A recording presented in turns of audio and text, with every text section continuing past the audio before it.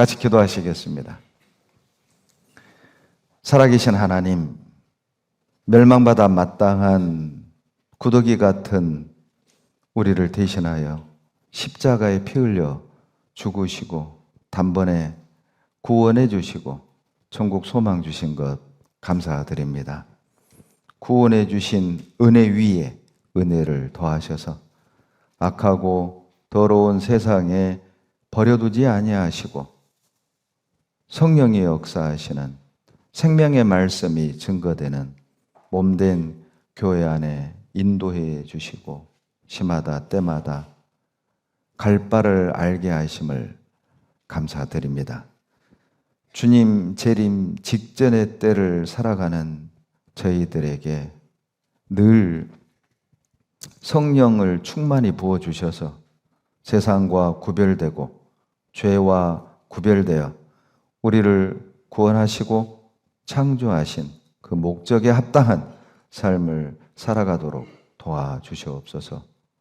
세상의 유혹에 마음이 나뉘지 않고 오직 십자가에 나를 대신하여 죽어주신 주님의 마음을 시원케 하며 주님의 영광만을 위한 삶이 되게 도와주시옵소서.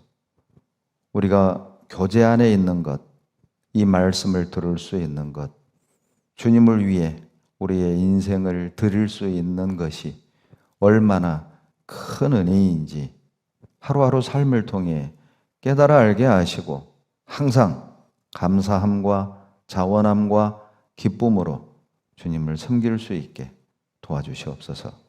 주님 앞에 섰을 때 부끄럽지 않은 모습으로 주님 품에 안길 수 있는 은혜를 우리 모두에게 허락해 주시옵소서. 우리 가운데 한 사람도 자기를 위해 사는 자, 자기를 위해 죽는 사람 없게 하시고 무엇을 하든지 주님의 영광을 위한 삶을 살아가도록 우리 연약한 무릎 붙들어 일으켜 세워주시고 우리의 걸음 주장해 주시옵소서. 이 시간 많은 형제 자매님들 공주 수양관 하계 수양회 설치 봉사 중입니다. 아무 사고 없이 잘 준비되어서 올해도 많은 영혼들이 수양회를 통해 구원 얻고 하나님께 영광이 되고 우리 모두에게 기쁨이 되게 축복해 주시옵소서. 수양회를 준비하는 모든 손길 위에 건강 주시고 지혜 주시고 믿음 더하여 주시옵소서. 병상에 계신 많은 우리 형제자매님들 치료해 주시고 위로해 주시고 또 병상에서 하나님을 찬양하며 감사하는 모습을 통해 주변 사람들에게 하나님을, 우리 예수님을 자랑하고 증거할 수 있도록 도와주시옵소서. 멀리 외국에서 복음 위에 수고하시는 선교사님들과 가정에도 건강과 안전 지켜주시고 합당한 은혜로 더하여 주시옵소서.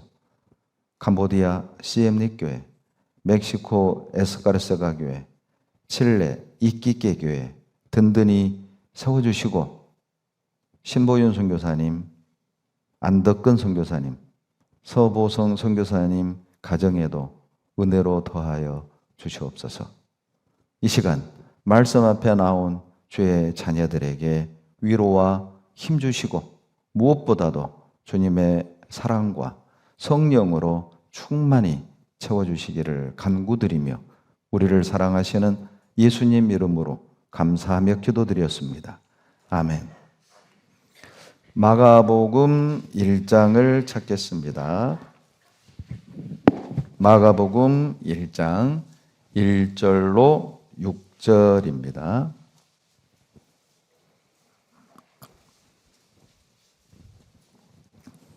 마가복음 1장 1절로 6절 같이 읽겠습니다.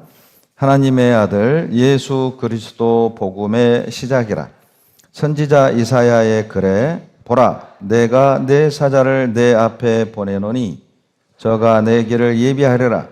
광야에 외치는 자의 소리가 있어 가로되 너희는 주의 길을 예비하라. 그의 첩경을 평탄케 하라.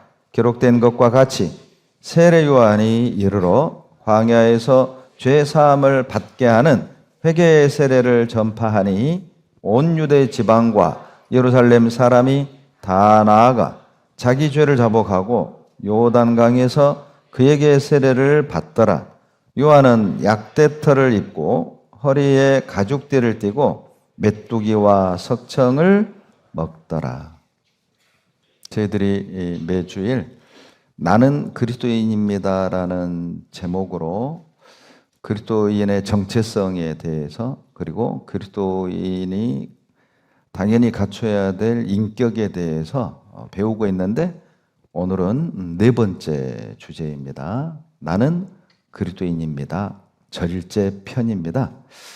마가복음 1장 1절은 예수 그리스도의 복음의 시작이라고 말씀하고 시작을 하죠. 그런데 예수 그리스도의 복음의 시작이라고 말씀하면서 정작 세례 요한의 이야기로 마가복음은 시작이 됩니다. 예수 그리스도의 복음의 시작이라고 말씀하셨으면 예수님의 탄생에 나오든지, 그리고 예수님에 관한 이야기가 나오는 것이 상식적일 것 같은데, 1절은 예수 그리스도의 복음의 시작이라고 말씀하시면서 내용은 세례 요한의 이야기로 시작이 됩니다. 이유가 있습니다. 예수 그리스도의 복음의 시작에 있어서 세례 요한의 역할이 너무도 중요하기 때문이라는 것이죠. 세례 요한의 역할이 마가복음 1장 3절에 나오는데, 주의 길을 예비하는 것, 이것이 세례 요한의 중요한 역할이거든요. 주님의 복음이 증거되기 위해서 세례 요한이 먼저 주의 길을 예비해야 한다는 거죠. 그렇다면 주의 길을 예비하는 것은 무엇을 의미하느냐? 4절에 나오죠? 바로 회개입니다. 회개 없는 죄사함은 없습니다. 회개 없는 구원은 없지요. 그래서 복음의 시작은 바로 회개부터 시작이 된다는 의미인 거예요. 그래서 1절에 예수 그리스도의 복음의 시작이라고 말씀하시면서 내용은 세례 요한의 이야기로 시작이 되는 거예요.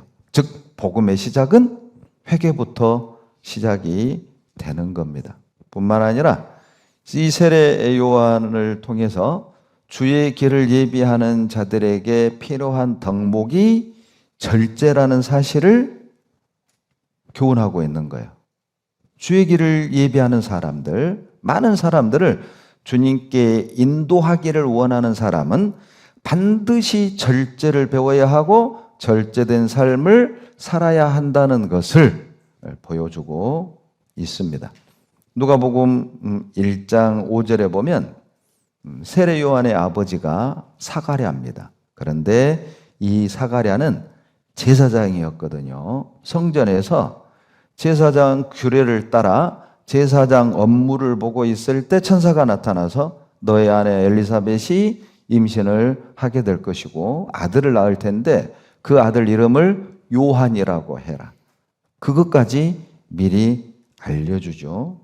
자, 그런데 제사장은 사가랴 아버지가 제사장이면 그건 유전이거든요. 시험 봐서 제사장 되는 것이 아니고, 그리고 뭐 생활을 잘하면 제사장이 되고, 그리고 이게 문제가 있으면 아니고, 이게 아니라 바로 아론의 후손들만이 제사장 역할을 할 수 있는 거예요. 그러니까 아버지 사가랴가 제사장이라는 것은 세례 요한도 제사장이라는 뜻이거든요. 자, 그러면 제사장들은 성전에 머물 수 있는 특권이 주어지고, 그리고 성전에서 나오는 제물의 11조로 생활을 하도록 보장을 받았단 말이죠. 그런데 세례 요한은 성전이 아닌 광야에 머물렀어요. 그리고 성전에서 나오는 11조로 생활을 했던 것이 아니라 메뚜기 잡아먹고 석청 뜯어먹고, 석청이 그 돌에서 나는 꿀, 광야에서 나는 꿀이잖아요. 그걸 먹고 살았다는 거예요. 옷은 약대 털옷. 그리고 가죽대로 탁 묶고. 이건 외모부터가 제사장이 아닌 겁니다. 외모부터가 완전히 야인이죠. 뭘 의미합니까? 세례 요한은 제사장으로서의 특권을 다 사용하지 않았다는 것이죠. 편하게 살 수 있었지만 그는 광야를 선택했고 철저하게 자기를 향해서 절제하고 인색했음을 말씀하고 있습니다. 자, 그렇다면 왜 제사장인데 성전에서 외치지 않고 예루살렘이라는 그 사람이 많은 도시에서 외치지 않고 왜 굳이 세례 요한은 광야를 선택했을까? 왜 광야에서 외치는 걸까? 듣는 사람이 누가 있다고 광야에서 외쳐요? 이유가 있습니다. 여러분, 광야가요 히브리어로 미드바르입니다. 미드바르. 미드바르는 미라는 단어와 다바르라는 단어의 합성어인데 미는 장소를 의미해요. 무엇으로부터. 그리고 다바르는 말씀을 청종하다 그런 뜻이 있어요. 놀랍죠? 광야라는 뜻 자체가 말씀을 듣는 곳이란 뜻이에요. 광야는 하나님의 말씀을 듣는 곳, 말씀이 있는 곳, 그런 뜻인 거거든요. 자, 의미가 분명해졌죠. 많은 사람을 주님께로 인도하기 위해서 먼저 전하는 사람이, 인도하는 사람이 하나님의 말씀을 들어야 한다는 겁니다. 내가 하나님의 말씀을 듣지 않고 하나님의 말씀을 전할 수 없잖아요. 전도라는 건 내 이야기를 전하는 게 아니죠. 전도라는 건 사람 얘기를 하는 게 아니잖아요. 전도라는 건 죄인을 향한 하나님의 놀라운 계획, 구원의 은혜를 전하는 거잖아요. 그러니 많은 사람을 주의 길로 인도하려면, 주님께로 인도하려면 내가 먼저 말씀을 들어야 하고 내 안에 말씀이 들어 있어야 한다는 것이죠. 있는 걸 나눌 수 있잖아요.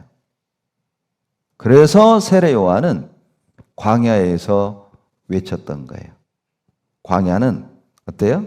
말씀을 집중하기 좋은 곳이잖아요. 사람들이 없으니까. 세속의 소리가 없죠. 하나님이 말씀하실 때 집중해서 들을 수 있는 곳.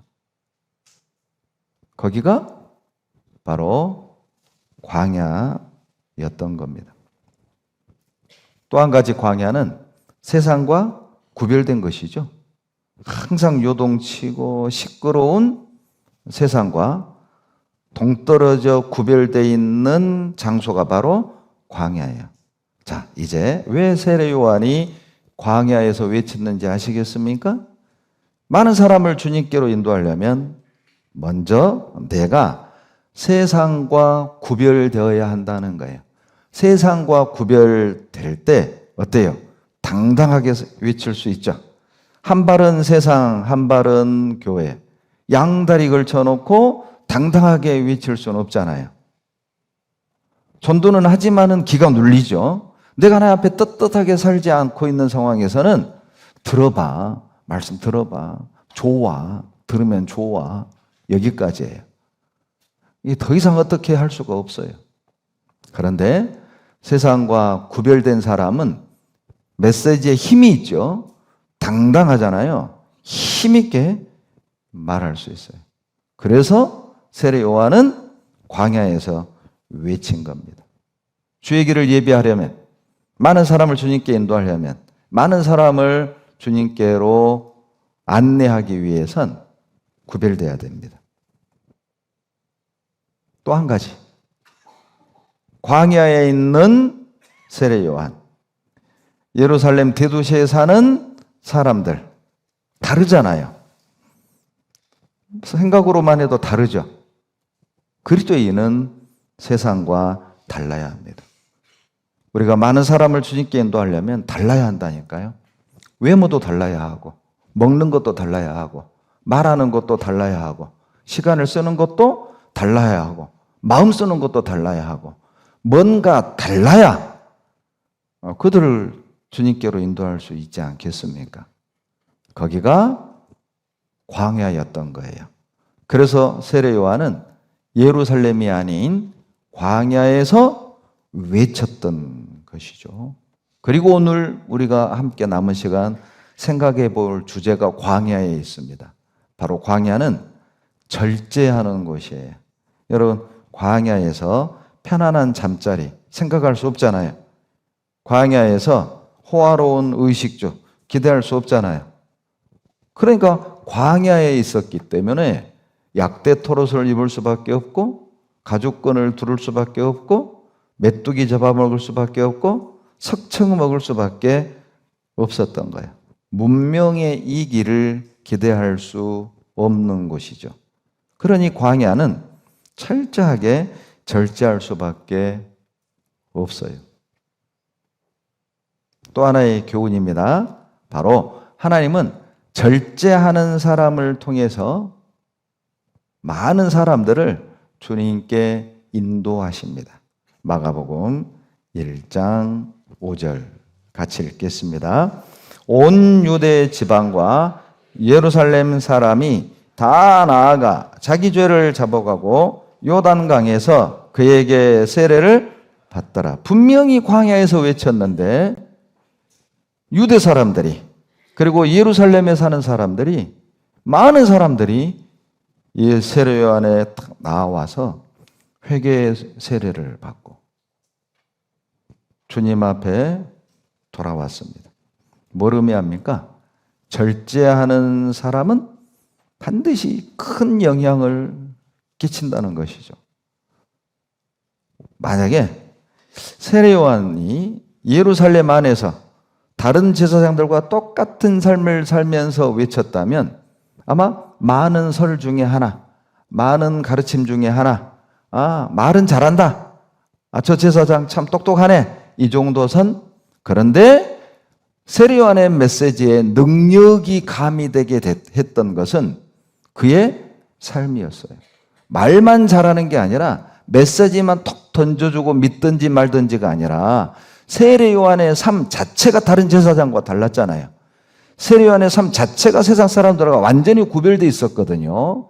그 절제된 세례 요한의 삶이 세례 요한이 전하는 메시지에 능력이 나타나게 했고 사람들의 마음을 움직인 거예요. 절제된 삶은 반드시 선한 영향을 끼칠 수밖에 없습니다. 우리가 우리 가족을 또는 우리 친구와 이웃과 직장 동료를 주님께로 인도하기 원한다면 우리의 삶에 배어 있어야 될 것이 한 가지 있는데 바로 절제입니다. 많은 것들을 절제하셔야 됩니다. 많은 것들을 통제해야 돼요.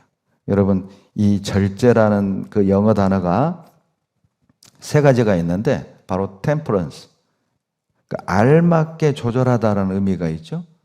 무슨 뜻입니까? 아무리 좋은 보약도 어때요? 과다 복용하면 병 되는 거잖아요. 그러니까 아무리 좋은 것도 temperance, 알맞게 먹어야 돼요. 그게 절제거든요. 또 하나의 영어 단어가 moderation입니다.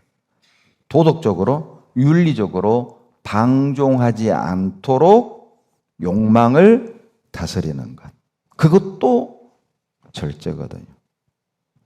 또 하나의 절제, 여러분이 흔히 아는 단어죠? 셀프 컨트롤입니다.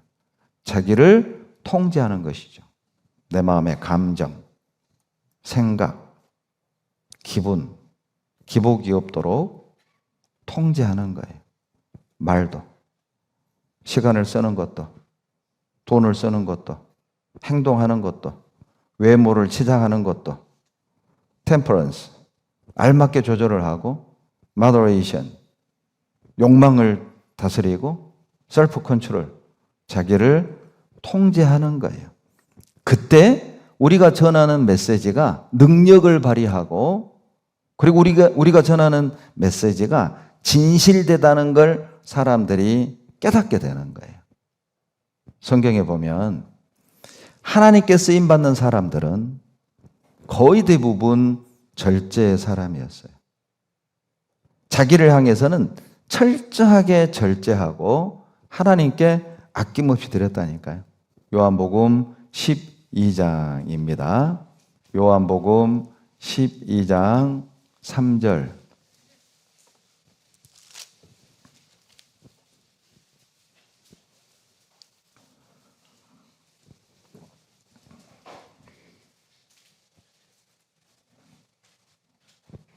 요한복음 12장 3절.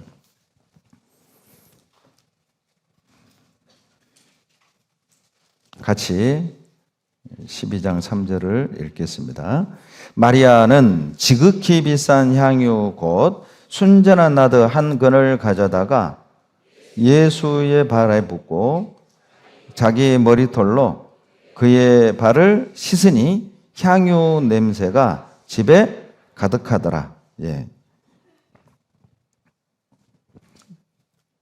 마리아는 예수님의 머리에 향유 옥합을 쏟아부어 드렸습니다. 그런데 3절에 보면 지극히 비싼 향유라고 돼 있잖아요. 대략의 가격이 5절에 나옵니다. 어느 정도 비싼 거냐? 300데나리온 정도 된다고 했어요. 여러분, 1데나리온은 하루 품삯입니다. 성인의 하루 품삯. 그러니까 300데나리온이라면 1년 급여라고 보시면 돼요. 1년 연봉이죠. 하나도 안 쓰고 모은 거예요. 작은 돈 아니잖아요. 그러니까 지극히 비싼 향유라고 한 거거든요. 생각해 보세요. 이 당시 처녀들에게 향유 옥합은 실은 결혼 필수품이거든요. 혼수품이에요. 화장용으로도 쓰고 또 장례 치를 때도 쓰고 치료용으로도 쓰고 여러 가지 용도로 쓰였단 말이죠. 그러니까 이 마리아는 모르겠습니다. 성경에는 없지만은 아마 혼수용으로 정말 아끼고 아껴서 오늘날 우리식으로 표현하면 안 먹고 안 입고 안 쓰고 아껴가지고 세상에 300데나리온이나 되는 지극히 비싼 향유옥합을 준비한 거야. 야, 이제 신랑만 있으면 되잖아요. 그러죠.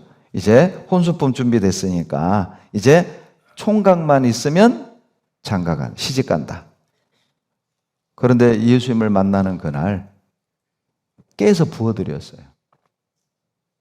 마리아 입장에서는 아끼고 아껴서 철저하게 전략하고 절제해서 모은 그것을 주님께 아낌없이. 여러분 어때요? 상상해봐요.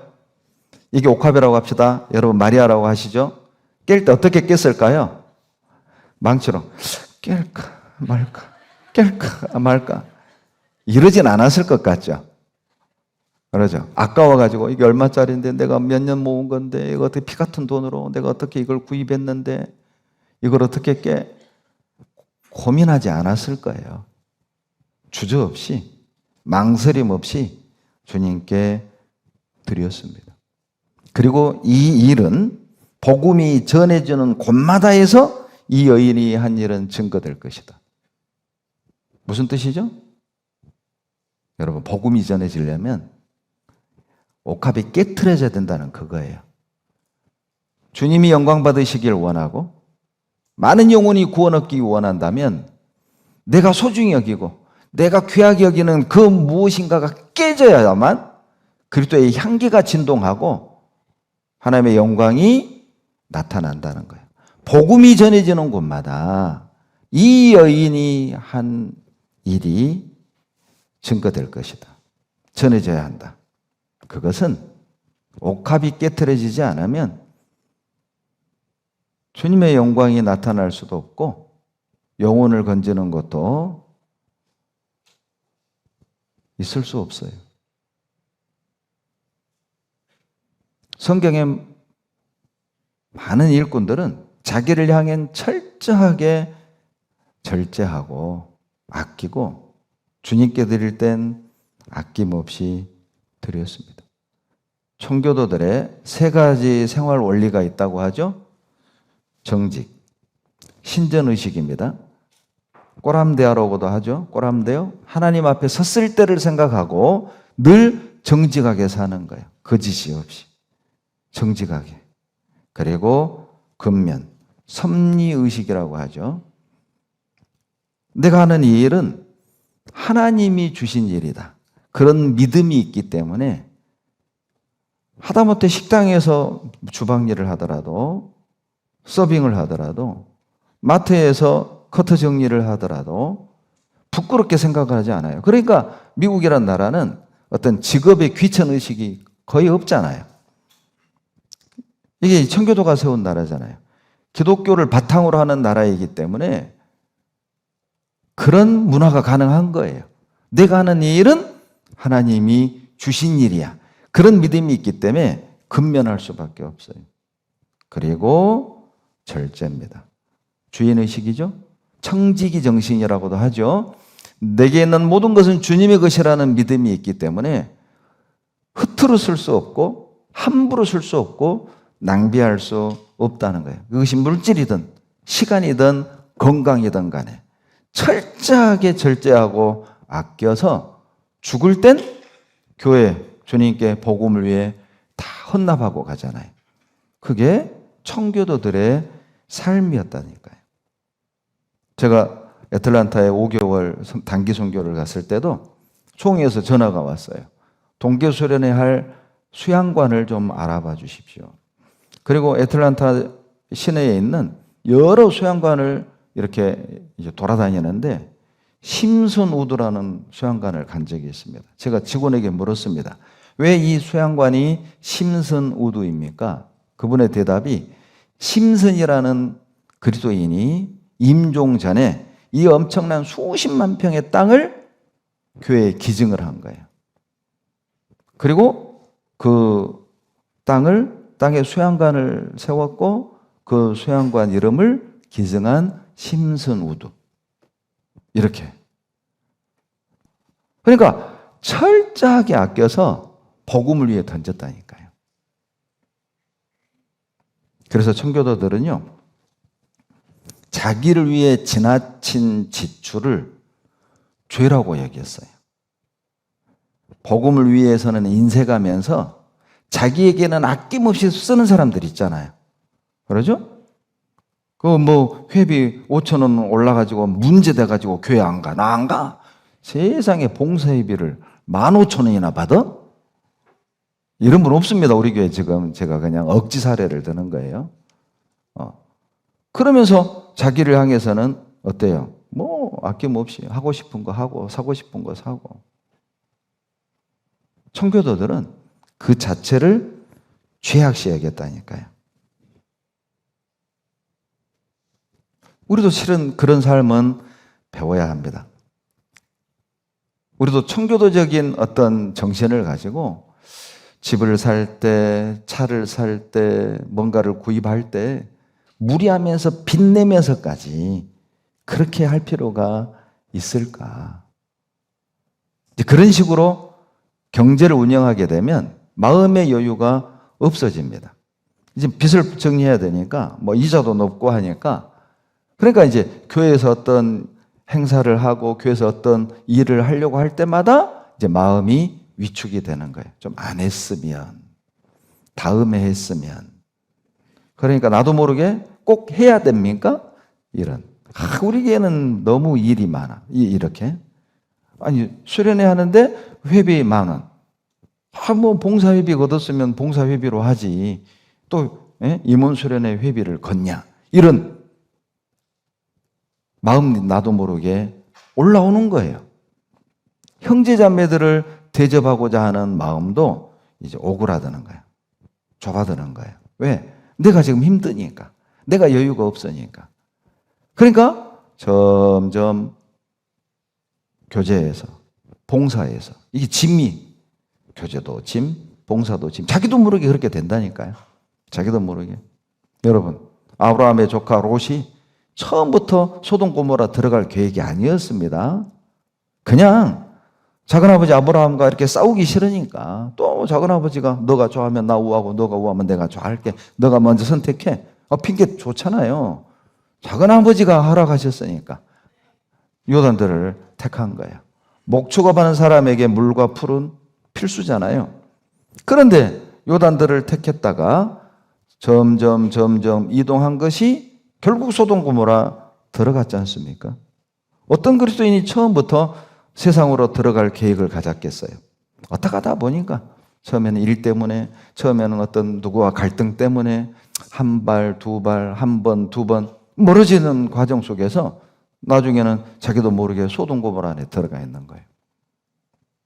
주의하셔야 됩니다. 가능하면 우리 그리스도인들은 정말 무리해서 그런 집을 사거나 차를 사거나 내 능력 한도 이상의 어떤 지출을 하지 않도록 정말 절제할 필요가 있어요. 잠언 23장을 보시면요. 잠언 23장 4절로 5절입니다. 잠언 23장 4절 5절 같이 읽겠습니다. 부자 되기에 애쓰지 말고 내 사사로운 지혜를 버릴지어다. 내가 어찌 허무한 것에 주목하겠느냐. 정령이 재물은 날개를 내어 하늘에 나는 독수리처럼 날아가리라. 부자 되기에 애쓰지 말고 내 사사로운 지혜를 버려라. 이것이 쉬운 번역에는 부자 되려고 너무 애쓰지 말고 절제하는 지혜를 가져라. 이렇게 번역이 됩니다. 자제하는 지혜를, 사사로운 지혜를 버리라는 표현이 절제하는 지혜를 가져라. 다른 번역에는 그렇게 번역이 됩니다. 자칫 잘못하면 부자 되기에 애쓰려는 경향이 생기는 거거든요. 여러분 혹시 성경 보면서요, 이런 구절 보신 적이 있으십니까? 하나님의 자녀들은 봉사하지 말고 전도하지 말고 열심히 막 투잡, 쓰리잡 해가지고 돈 많이 벌어서 막 헌금 팍팍 하고 해외 선교헌금 팍팍 하고 건축헌금 팍팍 하고 그리고 막 전도할 때 밥도 사주고 용돈도 주면서 그렇게 전도해라. 돈 많이 벌어라. 분위기가 왜 이래요? 그런 구절 보셨어요? 그런 구절이 없어요. 우리 논리는 그런 논리가 있잖아요. 그렇죠?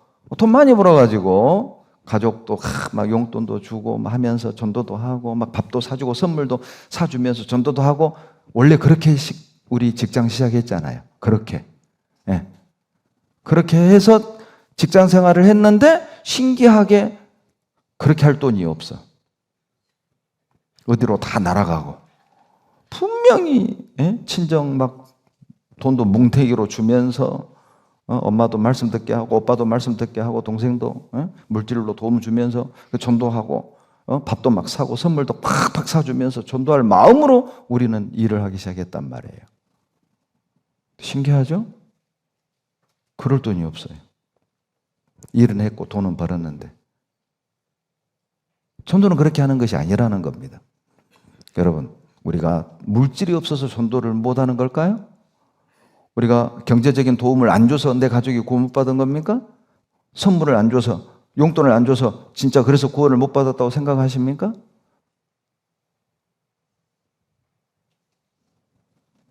오히려 주님은 부자 되기에 애쓰지 말고 사사로운, 그건 네 생각이란 말이죠. 네 생각을 버려라. 그것이 다른 번역에 네 생각 절제해라. 그런 생각 절제해라. 핑계 대지 마. 너 하고 싶은 대로 하고 싶어서 그런 고급스러운 핑계 대지 마. 이런 뜻도 있어요.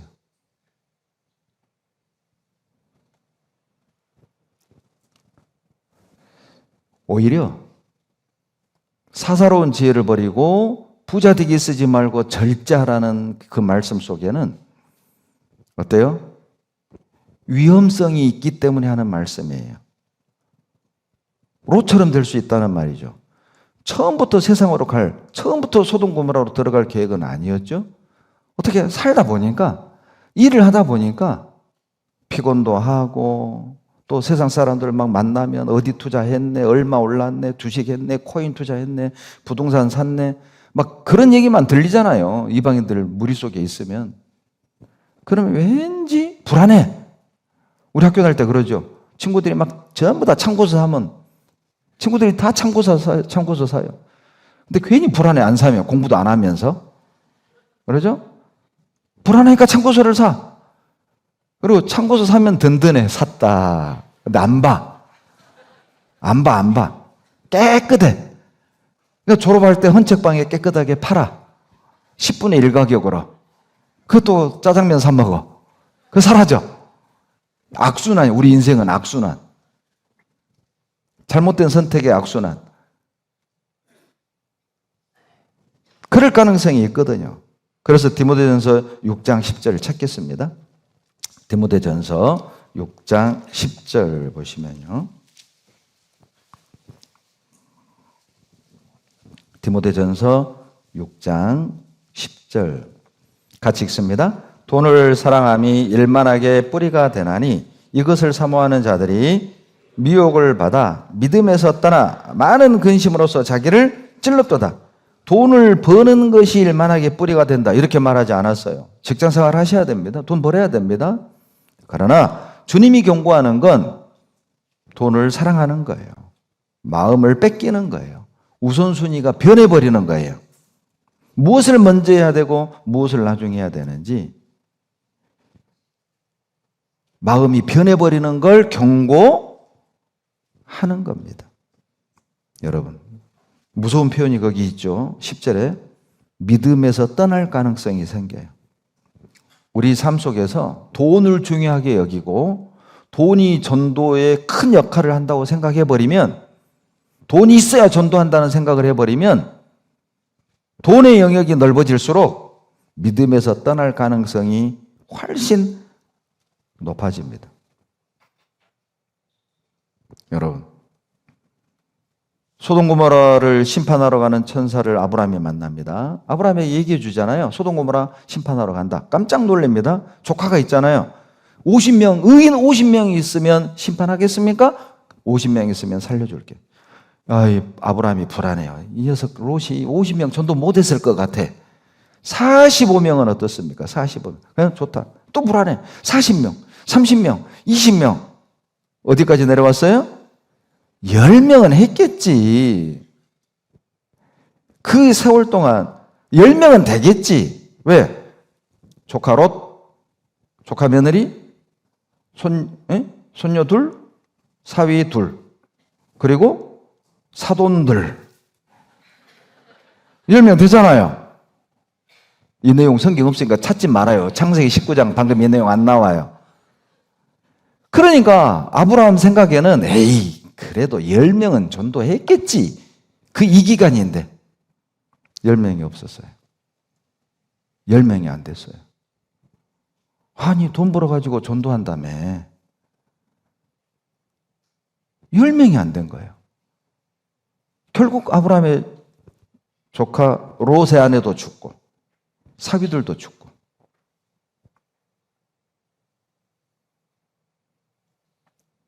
우리 몇 명 전도했습니까?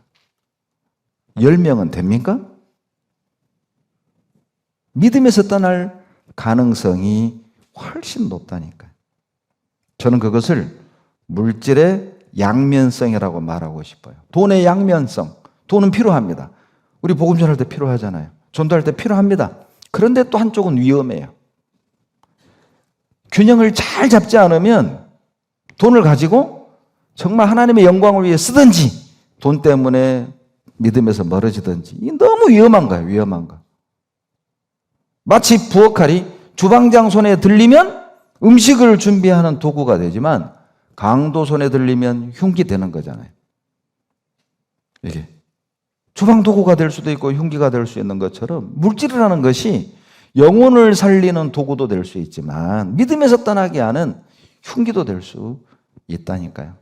우리의 마음의 문제예요. 얼마나 절제하는 능력이 있느냐. 우리가 정말 절제하는 능력이 있으면 유용한 도구지만 절제 못하면 흉기 되는 겁니다. 9절 보시죠. 디모데전서 6장 9절. 부하려 하는 자들은 시험과 올무와 여러 가지 어리석고 해로운 정욕에 떨어지나니, 같이 읽습니다. 곧 사람으로 침륜과 멸망에 빠지게 하는 것이라. 부하려 하는 사람들, 돈이 목적이 돼버린 사람들, 일을 교제와 봉사보다 앞세우는 사람들, 그것이 부하려 하는 사람들이에요. 그것이 돈을 사랑하는 사람들이에요. 일 핑계대고 돈 핑계대고 해야 될 전도하지 않고 해야 될 교제하지 않고 해야 될 봉사하지 않는 거죠. 그러면 어떤 위험성이 있냐면 침륜 멸망에 빠지는 위험성이 있다. 여러분 실제 현대 사회학 용어 중에 어플루엔자라는 단어가 있습니다. 어플루엔자는 합성어입니다. 어플루언스, 풍요로움이죠. 풍요로운, 어플루언스. 거기에 인플루엔자. 이게 독감, 유행성 독감을 인플루엔자라고 하잖아요. 그 어플루언스와 인플루엔자를 합성해서 어플루엔자라는 신조어가 나온 거예요. 이름하여 부자병이에요. 이 어플루엔자라는 이 부자병은 풍요로워질수록 더 많은 것을 소유하려는 욕구를 통제하지 못해 받는 스트레스, 무력감. 50억 가지고 있으면서 100억 가지고 있는 사람 보고 나는 언제 100억 채워? 나는 언제 저렇게 살아? 이게 어플루엔자예요. 자, 우리는 어플루엔자 없죠? 영자는 있지만 어플루엔자는 없습니다. 미자는 있는데 어플루엔자는 없죠? 이 병이라니까요. 절제를 못하면 병된다니까요. 모두가 힘들어진다고, 가족 모두가. 그러니까 주님 주의 길을 예비할 수 없게 되는 거예요. 세례요한이 광야로 간 이유입니다. 절제를 배워야 합니다. 그래야 주의 길을 예비할 수 있고 주님께로 인도할 수 있고 주님의 말씀을 떳떳하고 힘있고 능력 있게 외칠 수 있어요. 그렇다면 우리 그리스도인들에겐 도대체 물질이 어느 정도 필요할까요? 여러분, 우리 어느 정도 있으면 만족해요? 어느 정도? 통장에 얼마 있으면 만족해요? 제가 드릴 것 아니니까 고민하지 말고 대답하세요. 얼마 있으면 만족할 것 같아요? 대답 못해요. 통장에 찍힐 것도 아닌데도. 근데 성경에 나와요. 여러분, 이 정도 있으면 된 겁니다. 하나님이 스탠다드를 주셨어요. 보세요. 디모데전서 6장 7절로 8절에 액수가 나옵니다. 이 정도 있으면 된 겁니다. 7절, 8절 같이 읽습니다. 우리가 세상에 아무것도 가지고 온 것이 없음에 또한 아무것도 가지고 가지 못하리니 우리가 먹을 것과 입을 것이 있은즉 족한 줄로 알 것이니라. 여러분, 자, 우리 어느 정도 있으면 된다고요? 먹을 것과 입을 것. 먹을 것, 입을 것. 이 개념으로 생각하지 말고 생활하는데 충분한 정도. 이렇게 생각하시면 돼. 우리가 신앙생활하고 또 우리 자식 키우고 그 정도 있으면 돼요. 그 정도. 그 이상을 바라는 건 욕심이죠. 그 욕심이 들어오면 내가 가난해져요. 없어서 가난한 게 아니라 충분한데 더 많은 걸 요구하니까 비참해지는 거예요. 더 가난하게. 그러니까 풍요롭게 살 수 있는데 가난하게 사는 거죠. 많이 있어야 풍요로워지는 게 아니라 충분하다는 사실을 알게 되면 풍요롭게 사는 거예요. 충분하잖아요. 여러분, 위를 보지 말고 나보다 더 어려운 형제자매를 한번 봐보십시오. 정말 더 좁은 집. 자가도 아니에요, 집이. 차도 아주 구형. 그런데도 봉사하면서 성도 섬기면서 즐겁게 사는 그 가정들을 보세요. 충분하잖아요. 그러면 충분하잖아요. 여러분, 만족하면 된 거예요. 먹을 것, 입을 것 있으면 되잖아요.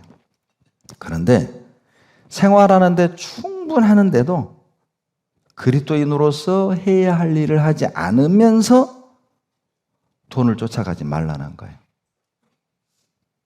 뭐 넉넉하지는 않지만, 뭐 풍요롭지는 않지만 지금 이 정도도 먹고 입고 하는데 충분한데도 여기서 좀 더 좋은 집, 좀 더 좋은 차, 좀 더 좋은 옷, 좀 더 좋은 미장원, 좀 더 좋은 학원, 좀 더 좋은 화장품. 이것 때문에 그리스도인으로서 해야 할 일을 하지 않고, 교제하지 않고, 봉사하지 않고, 전도하지 않으면서 이걸 채우려고 해야 할 일을 하지 않는 것은 믿음에서 떠날 수 있는 가능성이 높다.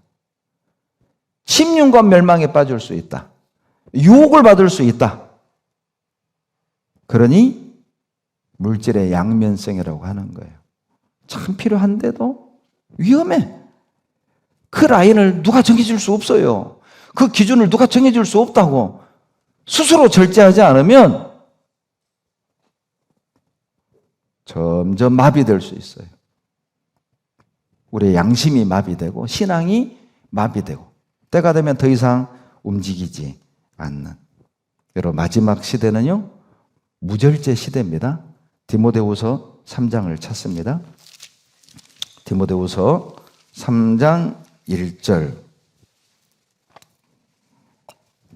3장 1절을 내가 이것을 알라. 말세에 고통하는 때가 이르리니. 마지막 세상이 되면 고통의 때가 되는데 3절에 무정하며 원통함을 풀지 아니하며 참소하며 절제하지 못하며 사나우며 선한 것을 좋아 아니하며. 마지막 시대는 무절제의 시대예요. 절제하지 못하는 사람들이 많아지죠. 여러분 뉴스 보셨죠? 부산 돌려차기 사건. 세상에 밤에 퇴근하는 아가씨 뒤를 쫓아가서 뒤에서 그냥 사정없이 돌려차기로 아가씨를 쓰러뜨렸어요. 쓰러진 아가씨가 자기를 폭행하는 그 사람 얼굴을 보면서 제발 살려만 주세요, 제발 살려만 주세요.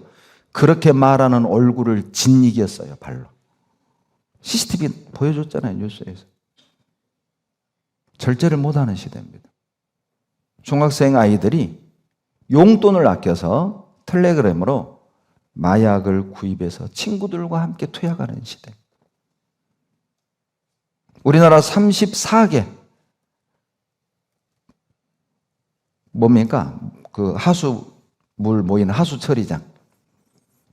34곳의 하수처리장 물을 가져다가 분석한 결과 모든 34곳 하수처리장에서 마약 성분이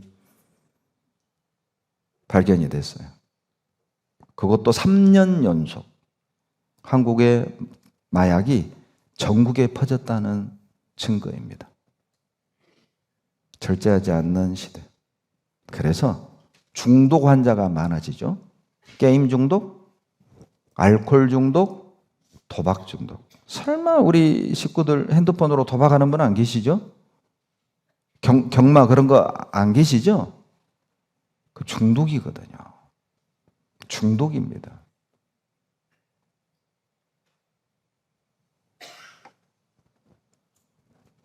무절제는 병을 만들고 인생을 파괴하는 거예요. 그러니까 마지막 세상이 될수록요, 딱 보면 저 사람이 그리스도인인지 이방인인지를 구별할 수 있는 덕목 중에 하나가 절제예요. 워낙 이 세상이 자기 하고 싶은 대로 하고 먹고 싶은 거 먹고 입고 싶은 거 입고 하고 싶은 대로 말하는 세상이기 때문에 대충 보더라도 그리스도인인지 아닌지 알 수 있어요. 왜? 마지막 때 이방인과 그리스도인의 가장 큰 특이점, 차이점, 바로 절제입니다. 여러분 민수기 6장 2절로 3절에 나실인 규례가 나오죠. 나실인은 자기 몸을 구별해 하나님께 드리기로 작정한 사람들이에요. 그 나실인에게 주어진 3가지 규례가 있죠. 머리에 삭도 대지 마라, 시체 만지지 마라, 그리고 포도주 마시지 마라. 자, 이 3가지를 다 한 단어로 말한다면 절제인 거예요. 먹는 거 절제해라, 외모 절제해라, 시체를 만지지 마라, 구원받기 전에 습관 좇지 마라. 절제거든요. 그러니까 그 당시 나시린은 딱 보면 저 나시린이다 알아요. 벌써 뭐 남자가 뭐 머리가 치렁치렁 길어, 나시린이다. 외모 보면 알아. 잔치집 가보면 알아. 술을 안 먹어. 나시린이에요. 남들 다 먹는 거 안 먹어. 나시린이에요. 여러분, 저 사람이 구원받은지 안 받았는지 뭘 보고 압니까? 외모 보면 알 수 있고, 행동 보면 알 수 있고, 말하는 거 보면 알 수 있고, 물질 쓰는 거 보면 알 수 있고, 시간을 어디에 쓰는지를 보면 알 수 있고, 마음을 어디에 두는지 보면 알 수 있고, 절제하는 거 보면 알 수 있습니다. 과거 나세린들은 절제된 삶을 통해 완전히 구별된 것이죠. 나세린인지 아닌지 알 수 있었어요. 먹는 것까지도 구별됐죠. 먹는 것까지도, 외모까지도 그들은 절제했어요. 딱 보면 나시린이네 알 수 있었어요. 여러분 대충 지금도요. 딱 보면 아, 저분 믿는 게 좀 다르다. 우리 그런 소리 듣는 분들 계시잖아요. 헤어스타일도 구별됐다니까요. 나시린은 삭도를 안 됐어요. 길었어요. 그런데 그 당시 이방인들의 헤어스타일 유행이 뭔지 아세요? 우리 어렸을 때 호섭이 머리 알아요? 호섭이 머리? 바가지 씌워가지고 삥 눌러 잘라버린 거. 그 호섭이 머리. 그게요, 그 당시 오로탈이라는 우상을 숭배하는 사람들의 헤어스타일이었어요. 그러니까 결론은요, 헤어스타일도 그 사람의 내면 세계와 연결되어 있었던 것이죠. 그러니까 그리스도인들은 헤어스타일도 그리스도인다워야 한다. 그러니까 레위기 19장 27절에 머리가를 둥글게 깎지 마라. 그 오로탈 우상 숭배자들의 헤어스타일, 그 당시 유행했던 거예요. 그 유행 따라가지 말라는 겁니다. 아, 예쁘네, 어우 특이하네, 개성 있네, 나도 저렇게? 그렇게 하지 말라는 거예요. 그리스도인은 헤어스타일도 유행이 아니라 내가 하고 싶은 대로가 아니라 그리스도인다워야 합니다. 놀라운 건 레위기 19장 28절에 몸에 문신 새기지 마라고 되어 있죠. 몸에 무늬를 넣지 마라.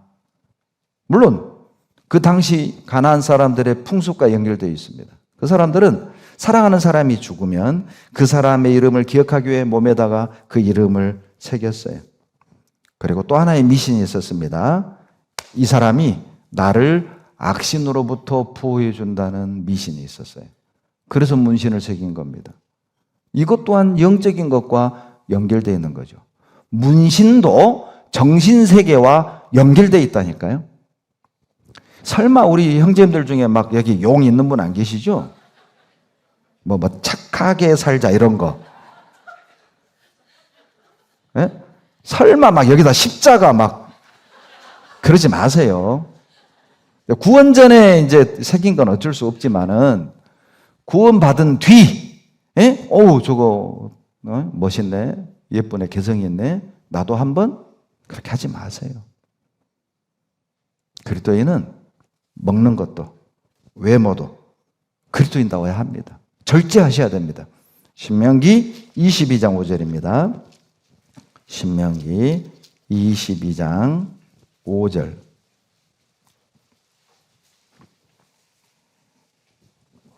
신명기 22장 5절. 같이 읽겠습니다. 여자는 남자의 의복을 입지 말 것이요 남자는 여자의 의복을 입지 말 것이라. 이같이 하는 자는 내 하나님 여호와께 가증한 자니라. 그러니까 이 가나안 사람들, 이 이방인들이요, 이게 완전히 어떤 그 성 정체성이 없었던 것이죠. 남자가 여자 옷 입고 여자가 남자 옷 입고, 이 옷 문제만 말하는 게 아니라 여자가 남자 행세하지 말고 남자가 여자 행세하지 마라, 이것까지 포함된 거예요. 오늘날 트랜스젠더죠. 성을 바꿔버려. 여자를 남자로 수술해버리고 남자를 여자로 수술해버리고, 그렇게 되려고 하지 말라는 겁니다. 왜 그럴까요? 왜 이런 외모까지도 성경에서는 권면하는 걸까? 이유가 있습니다. 말씀드렸죠? 헤어스타일, 그리고 문신, 그리고 옷 모양새, 이 모든 것들이 정신세계와 영향이 있어요. 영적인 세계에 영향을 반드시 준다니까요. 그러니 우리 그리스도인들은 세상의 유행을 따라가는 게 아니라 외모도, 헤어스타일도, 옷 입는 것도 그리스도인답게 절제하셔야 돼요. 아무리 그게 좋아 보여도, 아무리 그것이 멋있어 보여도 우리는 그렇게 하면 안 됩니다. 예. 왜 먹는 것까지, 도대체 왜 외모까지 절제하라고 하는 거죠? 이유가 있습니다. 그리스도인은 자기를 위해 사는 사람이 아니에요.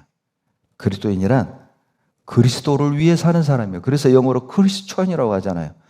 그리스도화 된 사람, 이런 뜻입니다. 크리스천이란 말은 크라이스트에 그리스도화 된 사람이라는 의미를 포함하고 있다니까요. 주님을 닮아가는 사람, 그런 의미가 있죠. 그리스도를 본받는 사람, 그런 의미가 있죠. 그리스도를 드러내는 사람, 그런 뜻이 있어요. 그러니 우리들은 내가 하고 싶은 대로 하며 살 수가 없어요. 그럼 우리 양심에서 딱 걸려요. 이러면 안 되는데, 이건 아닌데, 영광이 안 되는데, 하나님께 기쁨이 안 되는데, 탁 걸리게 돼 있다니까요. 고린도후서 5장 15절에 저가 모든 사람을 대신하여 죽으심은 산자들로 하여금 다시는 저희 자신을 위해 살지 않고 저희를 대신하여 죽었다가 다시 사신 자를 위하여 살게 하려 하심이니라. 고린도후서 5장 15절 말씀입니다. 다시는 나를 위해 살 수 없습니다. 주님을 위한 삶이기 때문에 먹는 것, 외모, 돈 쓰는 것, 물질을 쓰는 것, 시간을 쓰는 것까지 우리는 통제하고 절제하는 거예요. 고린도전서 10장 33절에 그런즉 너희는 먹든지 마시든지 무엇을 하든지 다 하나님의 영광을 위하여 하라. 그리스도인은 자기 하고 싶은 대로 사는 사람이 아니라 하나님의 영광을 위해 사는 사람이에요. 고린도전서 10장을 찾겠습니다. 이것이 절제입니다. 고린도전서 10장, 이것이 절제입니다. 23절로 24절.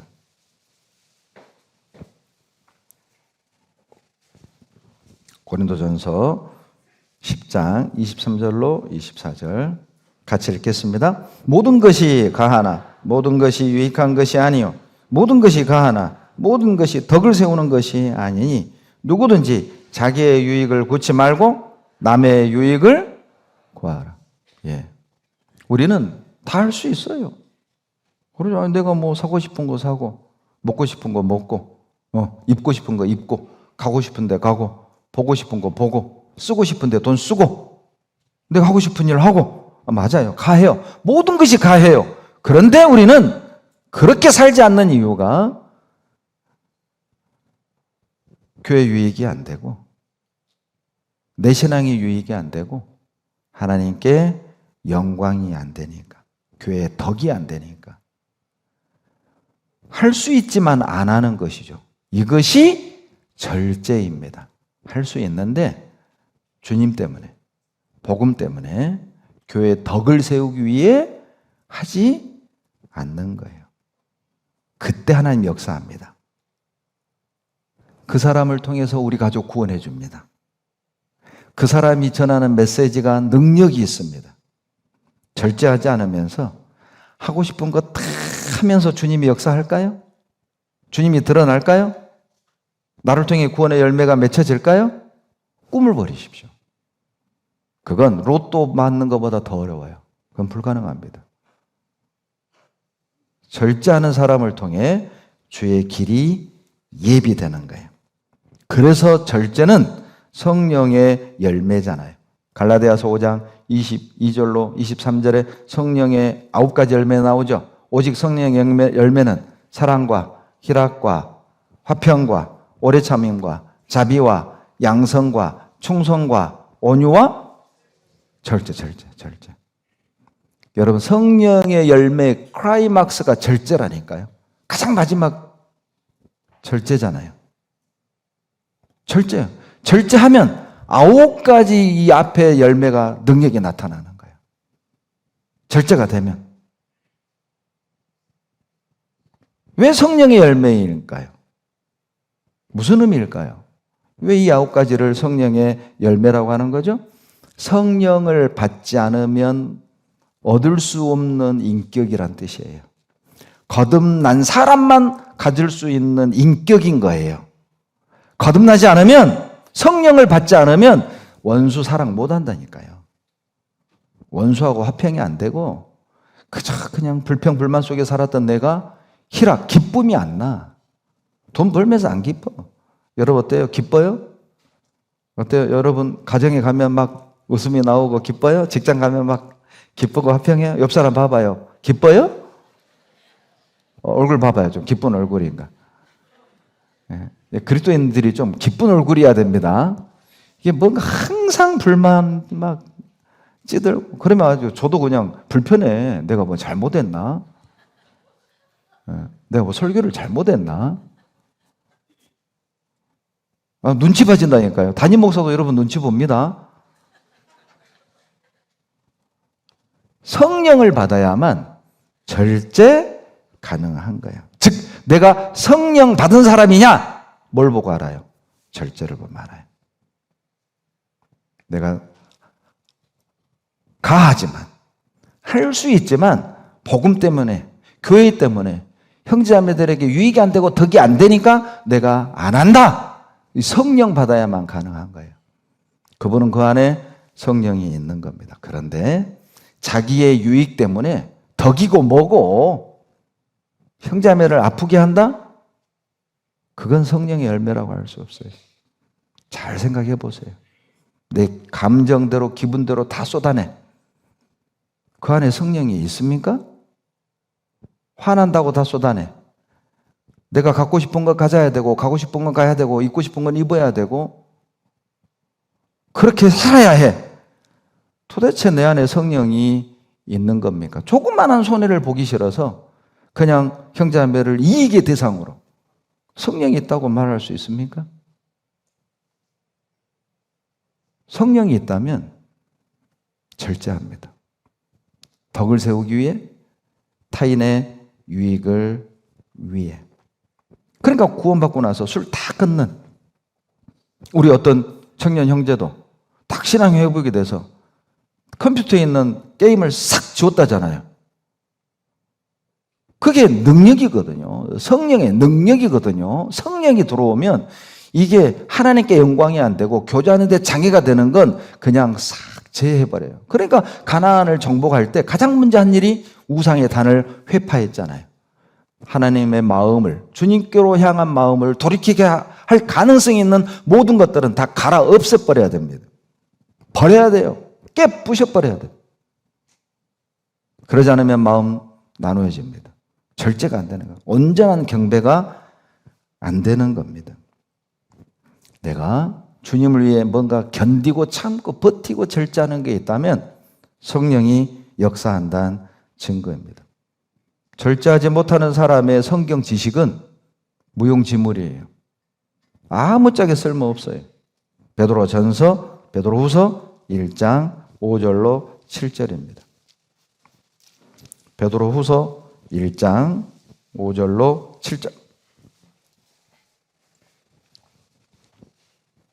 베드로후서 1장 5절로 7절 같이 읽습니다. 이러므로 너희가 더욱 힘써 너희 믿음의 덕을, 덕의 지식을, 지식의 절제를, 절제의 인내를, 인내의 경건을, 경건의 형제 우애를, 형제 우애의 사랑을 공급하라. 신의 성품에 참여하기 원한다면 여러분 믿음의 바탕 터 위에다가 7가지 집을 쌓아 올리셔야 돼요. 여러분 덕까지 포함하면 8개인데 보통은 이 믿음까지 포함하면 8개인데 믿음은 터로 보고요. 그 터 위에 7층 믿음의 집을 쌓아간다. 덕, 지식, 절제, 인내, 경건, 형제 우애, 사랑. 믿음은 터입니다. 이것이 있을 때 자, 4절. 신의 성품에 참여한 바 되는 거예요. 하나님을 닮아가는 거예요. 그리스도인다워진다는 것이죠. 자, 그런데 보세요. 지식의 절제를 공급하라고 하잖아요. 무슨 뜻이죠? 절제하지 않는 지식은 아무짝에 쓸모없다는 뜻이에요.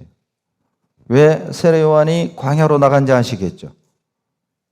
광야에서 세례 요한은 철저하게 인색하고 절제된 삶을 살았고 그 결과 세례 요한이 던졌던 메시지, 세례 요한이 가지고 있던 하나님에 관한 그 지식들이 많은 사람을 하나님께로 돌아오게 하는 능력이 나타난 거잖아요. 절제하지 않는 지식은 쓸모없습니다. 절제하지 않는 신앙의 경험은 어떤 영향력도 주지 못합니다. 절제할 때 그 지식이 쓸모 있는 것이죠. 절제할 때 우리의 경험을 통해 주님이 역사하는 겁니다. 절제하는 사람을 통해 일하시고 사용하셔요. 디모데전서 3장 2절입니다. 디모데전서 3장 2절. 그러므로 감독은 책망할 것이 없으며 한 아내의 남편이 되며 절제하며 근신하며 아담하며 나그네를 대접하며 가르치기를 잘하며. 여러분 여기서 말하는 감독은 장로입니다. 장로의 자격 조건 17가지가 나와요. 그리고 8절부터는 집사들의 자격 조건 10가지가 나와요. 그런데 장로의 조건, 집사의 조건 중에 공통적으로 들어있는 게 절제입니다. 뭘 의미합니까? 하나님은 절제하는 사람을 크게 쓰신다는 뜻이에요. 절제하는 사람을 통해서 역사하신다는 뜻이에요. 절제하는 사람을 통해서 주님은 영광을 받으신다는 뜻이에요.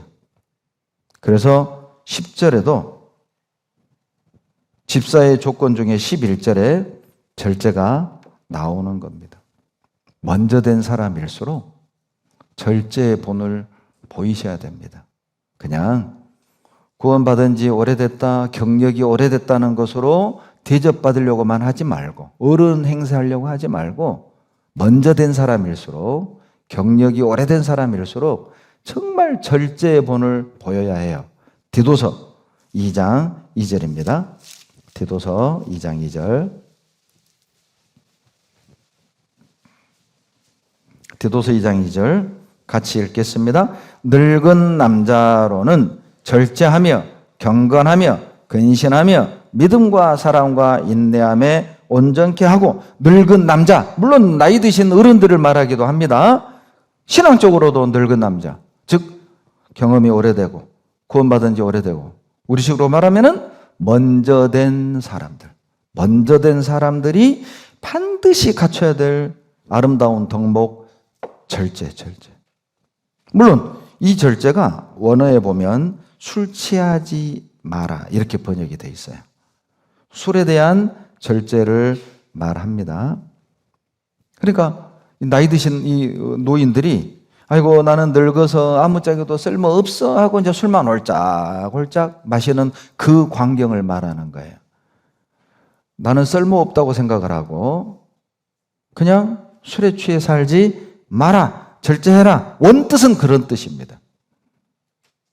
술도 절제해야 되고, 그리고 또 한 가지, 먼저 된 형제 자매들은 철저하게 절제된 본을 보여주셔야 하는 거예요. 마음 쓰는 것도 좀 절제해야 됩니다. 구원받은 분들이 일하다가 그냥 마음에 안 들면 얼굴에 그냥 화가 나오고 그냥 자기 의견을 그냥 쉽게 그냥 내뱉고 그러지 말고, 정 마음에 안 든 것 있으면 따로 얘기하고 물어볼 수도 있고 그런 거잖아요. 잠언 25장 봐보세요. 잠언 25장 28절. 잠언 25장 28절 같이 읽습니다. 자기의 마음을 제어하지 아니하는 자는 성읍이 무너지고 성벽이 없는 것 같으니라. 자기 마음을 절제하지 않는 사람, 컨트롤하지 않는 사람, 성읍이 무너지고 성벽이 없으면 그 당시에는 마귀, 원수들의 밥이죠. 성벽이 없으면 원수들의 공격 대상이에요. 마귀의 공격 대상이죠. 우리가 여러분 자기 마음을 잘 절제하는 사람 있잖아요. 분도 좀 다스리고, 내 생각도 좀, 내 의견도 좀 절제하고, 그러잖아요. 그건 뭐하고 같은 줄 아세요? 성벽을 쫙 두르는 것과 같아요. 멋지지 않아요? 그러니까 우리가 마음만 잘 통제하고 좀 감정을 잘 절제해도요, 이게 안전한 거라니까요. 성벽이 삥 눌러서 나를 보호하는 것, 그 모양인 거예요. 마음을 잘 절제해도. 근데 우리 중에 꼭 베드로 형이 있어. 베드로 형. 베드로 형이 어떤 사람이에요? 사고 치고 난 뒤에 꼭 후회를 해.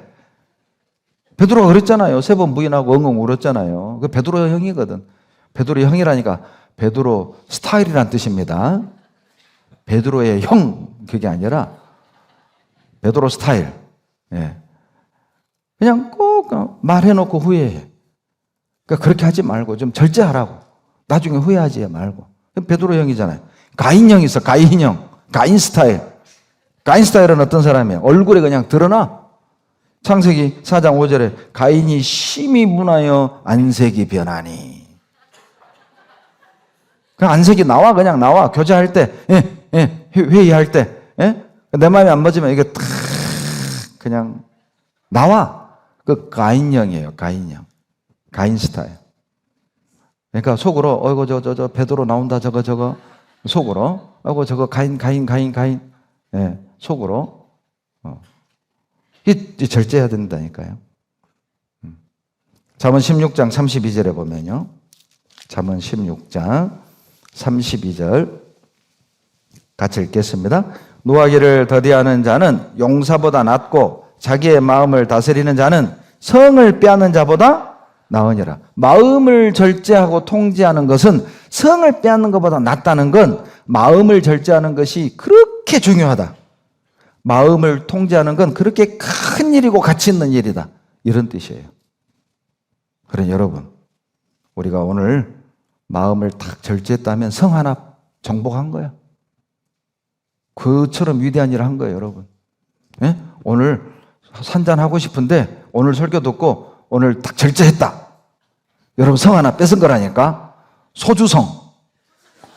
소주성을 하나 딱 오늘 정복한 거예요. 예? 소주성. 맥주성도 하나 딱 절제하고 양주성도 하나 딱 뺏은 거라니까. 절제하는 것이 정복하는 거예요. 그게 엄청난 걸 정복한 거, 큰일 한 거라니까요. 하고 싶은데 안 했어. 오늘 이제 교회에서 오늘 저녁에 염소탕 주거든요. 우리 봉사 형제들 염소탕 먹고 구역 형제 모임 하기로 했거든. 근데 오늘 이제 친구들 모임, 친구들하고 어디 바다 낚시, 어디 골프, 어디 계획이 있어. 그런데 오늘 말씀 듣고 그래 절제해야지. 딱 절제했다? 성 하나 정복한 거예요. 담배를 딱 오늘 끊었다? 성 하나 정복한 거예요. 자기 화대로 성질대로 한번 하려고 그랬는데 오늘 말씀 듣고 그렇게 하면 안 되겠네. 그래 하나님이 아시지. 딱 절제했다? 성 하나 정복한 거라니까요. 큰일 하신 겁니다. 큰일. 오늘도 막 담임 목사님한테 막 따지려고 했다가 오늘 이 말씀 듣고 내가 참아야지. 성 하나 정복한 거라니까. 큰일 하신 거, 큰일. 진짜 큰일 한 거예요. 작은 일이 아닙니다, 그게. 그리고요, 진짜 이 말하는 거 절제해야 됩니다. 잠언 10장 19절 봐보세요. 잠언 10장 19절. 잠언 10장 19절. 같이 읽겠습니다. 말이 많으면 허물을 면키 어려우나 그 입술을 제어하는 자는 지혜가 있느니라. 이 제어하는 게 절제하는 거잖아요. 입술을 절제하는 사람은 진짜 지혜로운 거예요. 여러분 뭐 명문대 나와야 지혜로운 게 아니고 뭐 아는 게 많아야 지혜로운 게 아니라 혀를 절제하는 사람, 입을 절제하는 사람이 진짜 지혜로운 거예요. 예. 전 개인적으로 우리 장모님을 정말 사랑했어요. 참 멋진 여인이야, 장모님. 말을요, 사위가 7이잖아요. 그런데 그 사위 일곱을 처음 이 일곱이요. 장모님이 얘기하시면 예. 그렇게 하셔요, 말씀을. 참 지혜로우셔. 보면 그 말이 그렇게 배움은 그렇게 많지 않으신 시골 어른이지만 참 점잖으셔요. 말에 격이 있어, 품위가 있어, 품위가. 그러니까 뭐 학벌이 품위를 만드는 게 아닙니다. 학벌이 인격을 만드는 게 아니에요. 아무리 직업 좋고 많이 배워도요, 말하고 행동하는 게 참 격 떨어지는 사람도 있잖아요. 그런데 배운 건 없는데 말하는 게 격이 있어, 격이. 품격이. 혀만 제어해도, 말만 딱 제어해도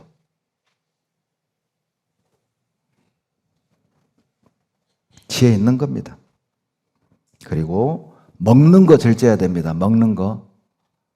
막 땡긴다고 막 드시면 안 됩니다. 잠언 23장 2절에 야, 성경에 이런 말씀이 있어요. 잠언 23장 2절에 이 과체중들 이거 보면 오늘 찔끔할 거예요. 저를 비롯해서. 우리 과체중들 2절 다 같이 읽겠습니다. 내가 만일 탐식자여든 내 목에 칼을 둘 것이냐. 와, 세상에. 막 땡기거든 목에다 칼 두래, 칼. 이게 다른 번역에는요, 아무리 입맛이 당겨도 절제하여라. 다른 영어 번역입니다. 목에 칼 두라는 말은 아무리 당겨도, 입맛이 당겨도 너 절제해. 동물은 먹을 만큼만 먹는다잖아요. 그러죠? 뭐 돼지가 많이 먹는 것 같지만 자기 위 크기의 80%밖에 안 채운다잖아요. 20%는 비워놓은대요. 근데 사람은 몇 프로 먹어요? 120%. 여기까지.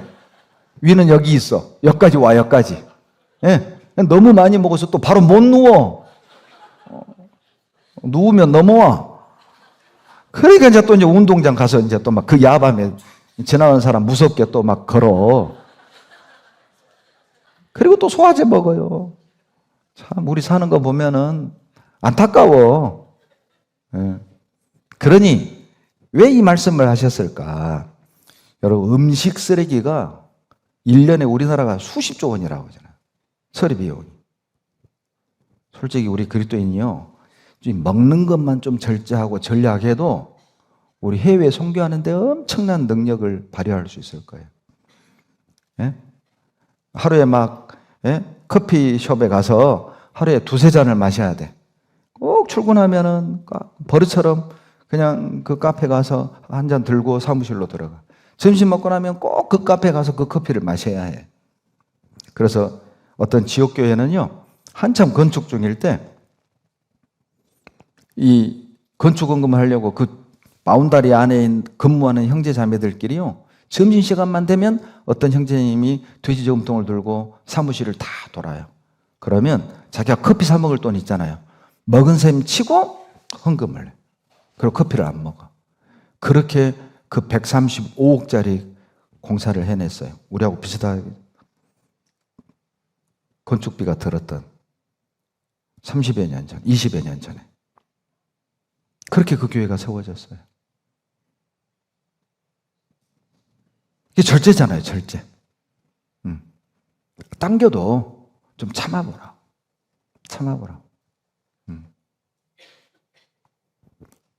여러분, 잠언 23장 20절을 봐보세요.